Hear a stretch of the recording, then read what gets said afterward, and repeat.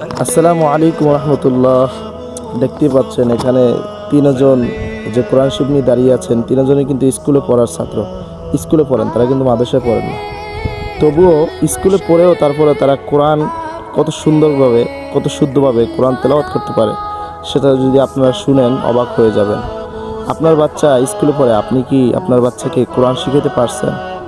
তাহলে তেলাওয়াতটি শোনা যাক, তারা মুখস্থ তেলাওয়াত করে শোনাবেন।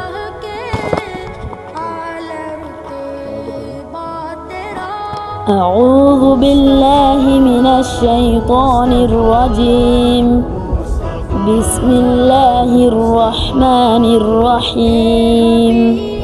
أولئك الذين اشتروا الضلالة بالهدى فما ربحت تجارتهم وما كانوا مهتدين.